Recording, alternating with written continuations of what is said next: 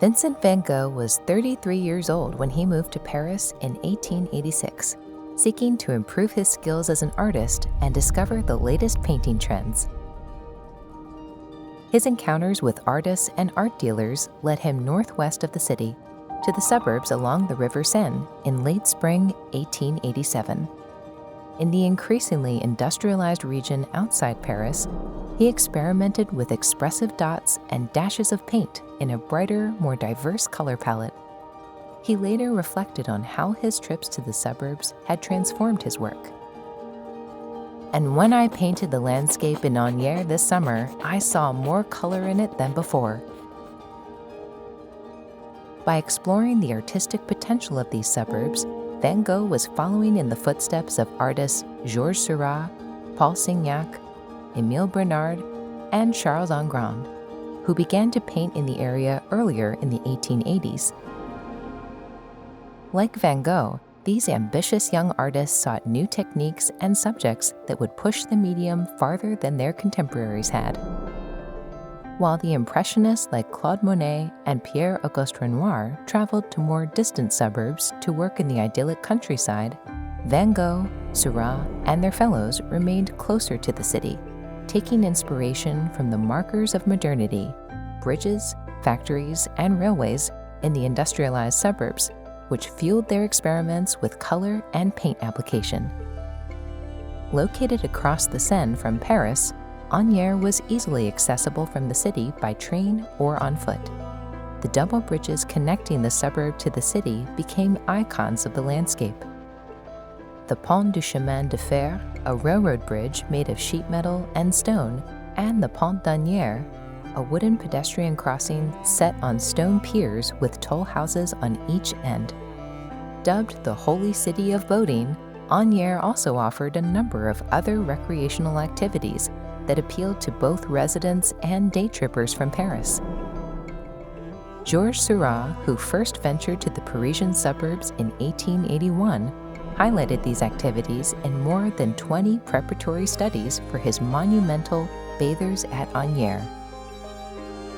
Cafes and restaurants along the Quai d'Agnières, such as the Sirène and the Risbal, both of which Van Gogh painted, were popular destinations for good food and lively conversation.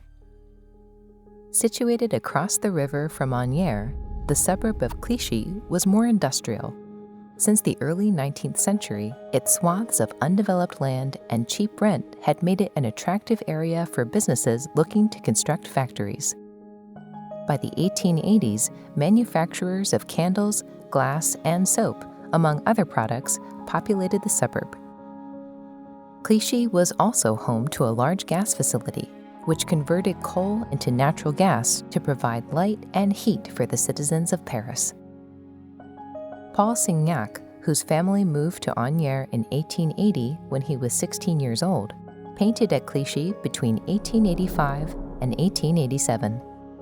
There, he found a new kind of landscape, dominated by the gas plant's 7 circular tanks. Back across the Seine, to the south of Agnières, Courbevoie marked the third stop on the train line from the Gare Saint-Lazare in Paris. Although the area included some light industry, such as a distillery and perfumeries, Courbevoie was distinguished from the other suburbs by its beautiful 17th and 18th century churches, homes, and gardens. When Emile Bernard was 16, his family moved from Paris into a house located between Agnières and Courbevoie. His artistic pursuits, however, led him away from these scenic neighborhoods.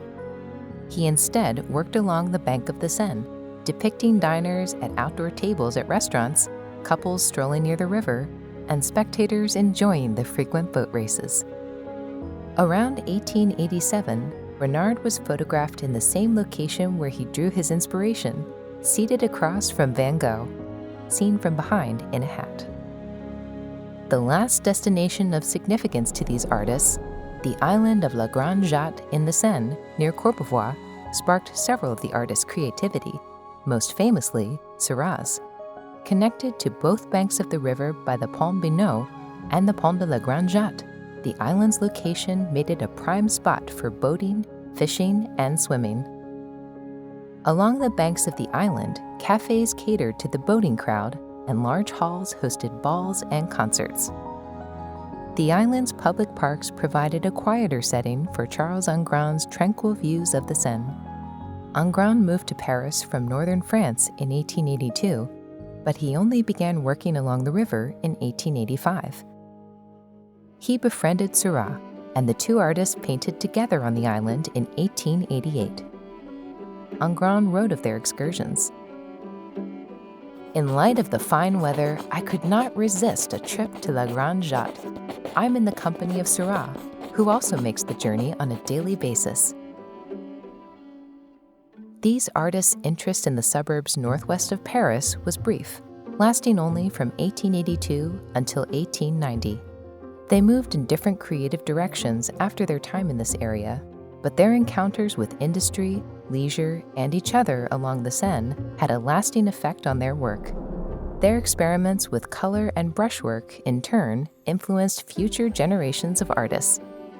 By leaving the city in search of new sources of inspiration in the suburbs, these artists charted a new course for modern art.